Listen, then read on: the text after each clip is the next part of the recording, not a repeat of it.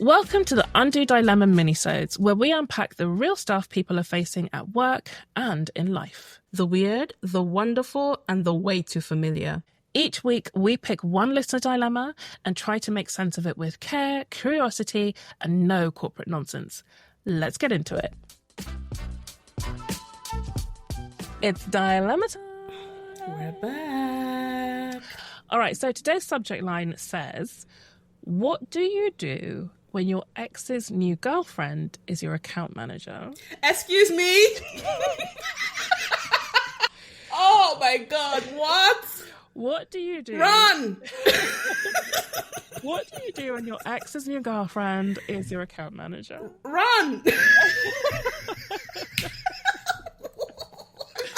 Okay. Oh, sorry. Just dropping everything. I'm in shock. Okay.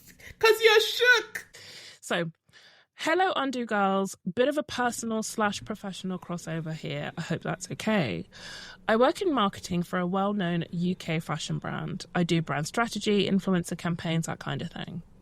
We recently brought on a new creative agency to shake things up, and surprise, their lead account manager is my ex's new girlfriend. We never overlapped, to be clear. I didn't get cheated on, but it still stings. This relationship started very soon after we broke up, and let's just say it wasn't a clean or easy ending. The tricky bit that the new girlfriend, let's call her Lily, is actually lovely. Like, irritatingly lovely. This gets worse and worse. She's friendly, professional, and seemingly unaware of any awkwardness, or she's just really good at pretending. Meanwhile, I'm internally screaming during every meeting. My shoulders literally tense up when her name pings in my inbox. I have told no one at work. My ex isn't in the industry, so it's not like anyone would put it together, but the tension is real for me, and I don't know how to manage it. I'm dreading the inevitable moment that we have to travel together for a campaign shoot or work late on a deadline. I know I need to get over it, but how? Is there any way to move through this without completely derailing my professionalism or my mental health? Thanks in advance, Jess. I feel for you, Jess, because especially when you said Lily is lovely. That's very hard. Because you now start like, so is it me? Am I the Because it's slightly easier if the person, if she was a bitch, And why are you spelling it? I just wanted to spell it out. I have no compunction with saying bitch. It's just I wanted to spell it out. Okay. I quite like the way it sounds. What you say? What is this? Elmo. B-I-T-C-H. Oh, sorry, Jess. Sorry, Jess. I'm not trying to. It's one of those things that we understand. Kind of the why it would be more awkward because she's such a lovely person. And I know I sound like what do you call it when that repeating drum, that thing that like I keep saying the same thing. Broken record. That's the one. Right. I knew it had something to do with music. I knew it had something to do with music. I just didn't. My brain went to Narnia for a minute. But therapy is very, honestly, very helpful here because it will really help you examine the root cause of why you feel the way you're feeling. Because given that she's not, I think there may be still some, like you said, that it wasn't a clean break. So there may still be some unresolved issues and feelings there that you need to kind of go through. And I won't say, I don't think you need to get over anything. I think you need to go through the feelings that you're feeling and come out the other side of them. Because when I hear get over, it comes implies, just let go of it. No, before you can let go, you have to kind of, process. I think there's a processing that needs to happen. And now you have a time pressure because you're working with this lady. Whereas before you could have had all the time in the world to kind of process it in your own way. But now you have this kind of almost ticking time bomb where And it's better for you to, as they say, jump before you're pushed. I would be proactive. I would be, if I'm in your position, be very proactive about getting to the root cause of why I'm feeling the way I'm feeling, so I can really get on that path to healing sooner rather than later. Because it's only through healing that you can have a positive professional relationship with this lady without wanting to scream every time you're in the same room with her. Yeah, 100%. And I wanted to just ask something. You said they brought in this agency to shake things up. Does she have any kind of professional power over you? Like, what's the power dynamic of it? If it's their agency, she's the client. They're the agent. Okay, she's a client. Okay, right. Okay, I see. So at least you don't have that to worry about. Yeah. It's just more about, like you said, your feelings of tension around this lady, and I would say use this as almost like a wake-up call for yourself to actually be a bit intentional about getting on that path to healing and going and processing all those feelings that you felt around the breakup that you may not have otherwise processed before now. Yeah, I agree. I think the first and foremost, and yes, I too am a broken record, get therapy, get help, because this is really tough. Like, normally a relationship ends, you're not confronted with the next person. And then, of course, what that presents you with is an opportunity for comparison, which we know steals joy, right? Yeah. What has she got that I haven't? So, yeah, I think it's you've got to nip it in the bud and get help, because there is potential here for some real problems. Genuinely comparing yourself to her, with it not being an easy or clean split. I don't know how you feel about your ex now, but it's just not okay to or it's not the best thing to be confronted on a regular basis with the person who took your place in a way, right? And that can open up opportunities for self-comparison, negativity, negative self-talk, all that kind of stuff. It can also, you said she's lovely and that, but the power dynamic here is that you're the client, she's the agency person. You don't want to be in a place where you're just being unpleasant to her, not because of anything she's done, but because you can't stand what she is rather than who she is. What she represents. Exactly, right? So you don't want this to sort of fester and turn itself into something where you either look inwards and start treating yourself badly, or project outwards and start treating her badly, because nobody here is at fault, not you, not her, not your ex even, right? It's just the strange way in which life works. Even if your ex is at fault, it's not... He's not at fault for being with somebody else now. Exactly, yeah. Even if because I sense some resentment around the way the breakup happened, right? Yeah. But you don't want to project, so you may be projecting the feelings that you feel towards your ex on this person who may not have been aware of any of this. We don't know, but you know what I mean? Like, there's an element of taking the feeling, or maybe how you feel about your ex, and projecting onto this new person because of what she represents, which is the failure of your relationship. Right.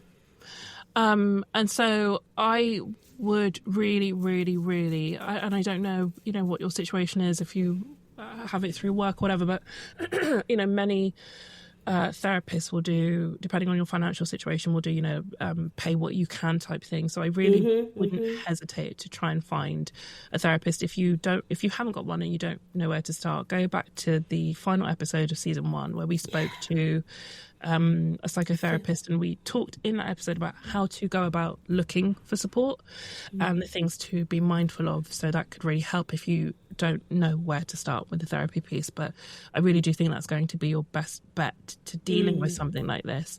In the meantime, however, I think it's just really important to try and maybe write down some guiding principles, some thoughts, some mantras to help you in the moment, right? To just ground you and remind you that Lily hasn't done anything to me. Right? Like, Lily is a work associate. I am more than my ex, or I'm more than my breakup. I am moving forward with my life. My future is not in any way connected to my ex's future or his partner's, And listen, you've got to also try and resist the temptation. I don't know if it were me. Would I try and seduce her myself and really cause trouble? Maybe I would. I mean, you know, if she's so great, she sounds great. You know, if she's hot as well, maybe I would try and seduce her. And show him something. Like, I got your bitch. see, just watch out for HR. Would I in that position try and start setting her up so that she lost her job? I don't know. Oh my God. Okay. Would I become joking. Would I become a really difficult client and frustrate her life? I have no idea. Chelsea is joking. FYI, let me caveat. I don't know. Would I arrange for a shoot to happen in Dubai and then plant drugs on her? I just don't know what I would do in your position. What I do know, though, is that you've got to get support so that you don't fall into the trap of negativity. Yeah. And that you stay positive, stay focused on yourself, stay focused on your own growth. Focused on yourself, yes. Because what it feels like here is that already you are suddenly in this trap. You're almost like trapped, nobody knows, you're screaming internally, this is really sad, this is really unfair. Like, when you often going through breakups and stuff, and it feels like you're so thrown off, but work then becomes a refuge because it's nothing to do with that person typically, and you can just do your own thing. You're a different person sometimes where you're at work. You could just be, you can escape into that world. Here comes Lily, lovely Lily, entering with her lovely bouncy hair, and she's so sweet and professional, and she's so nice. Fuck Lily. Sorry. Okay. Not sorry. literally. Well, listen. Nothing's off the table. Nothing's off the table. Oh my God. But I can imagine now this sort of safe place as you are dealing with a breakup and just getting back to your routine, getting back to yourself, feels slightly violated because this person who represents something quite painful and not too distant is now in that space. So again, a therapist is going to help you process those feelings of, territory and isolation, because this is all happening inside you. And also, you said she's seemingly unaware of any awkwardness. I think Lily knows. She knows who you are, girl. She knows. But, I think, honestly, get help. Remember who the hell you are, Jess. Fucking awesome, Jess. Yeah, and look, see, can I just give you some kudos for something? You say nobody at work knows. You need to tell anybody. See, this is how I know you're that bitch, because you didn't let it slip out at work. That is very important, because you kept it. Yes, you kept, because that would then have a life of its own. It can turn into something else that is beyond your control. So you kept it together, girl. Just for that, give yourself a pat on the back. But that also means that you need an outlet. You need somewhere where you can actually talk about it. A safe environment, a safe space where it's not going to blow back on you. And that's why therapy or professional help is so important here. Absolutely. And then, look at again, if you haven't got it, or if you're in the process of getting professional help, look at your friendship group, your support network, like who would be good for helping you work through this kind of thing before you actually get professional help. I think there is a danger of keeping it inside. I agree, don't tell anyone at work, because once Amanda knows, she's going to make it such a thing. She's going to be looking for awkwardness when there isn't. You know how Amanda is. Don't let her know. Lily? Yes, her colleague Amanda, that busybody. Don't tell her. Right, Amanda. Yes. Oh yeah, don't tell Amanda. Don't tell Amanda. You know how she is. She's a gossip. No. And she'll be like, oh my God, did you see what Lily said? No. Keep Amanda out of it. Keep everybody at work out of it. But if you have a good friend who's got really good emotional intelligence, but also is not a yes person, who can just keep you honest and help you stay grounded, do talk to someone about it. While you are working on talking to a professional about it, because the more you keep this completely inside, the more likely you are to start catastrophizing and blowing it up into a bigger thing than it actually is. Yes. If you decide to go completely to the dark side, send me an email and I will come up with about 202 ideas for the bad things you can do to Lily. So keep us in the loop, sweetie. But yeah, this is your You're trying your best. You're doing your best. It's not anyone's fault. Nobody is at fault. And you will be okay. There will be a time when you look back at this and think, oh, okay, I'm happy that I've been through this. I learned something new about myself, and I'm a stronger, more capable woman having gone through that. So yeah, this is a temporary awkwardness, not a permanent one. This too shall pass. Indeed. Now, if anyone listening has been in this situation, I mean, I doubt it. This feels so unique. But if you have been in a situation where you are confronted unexpectedly with a vestige or a ghost from the past, or an attachment to a ghost from the past or whatever, and you have some advice for Jess, then you'll find this dilemma on the Instagram page. Handle is @thisisworkwell. And I would love it if you could help us help Jess by sharing any advice you have. You might be the Jess in this, you might be the Lily in this, you might be the X in this. Whoever you are, whatever advice you might have, head over to Instagram and please share it under the dilemma. Anything else you want to say? Are we done? We wish you well, Jess. We wish you well. Yeah. And if you can't do well, do bad.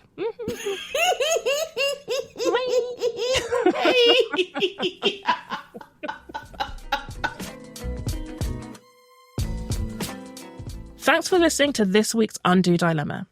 If you've got something sticky, awkward, or just plain weird happening at work or in life, send it to us at dilemma@thisisworkwell.com. You stay anonymous, we talk it out. And if this helped, pass it on to someone who might need it too. And don't forget, new full-length episodes of Undo land on Mondays. So wherever you are in the week, we've got you.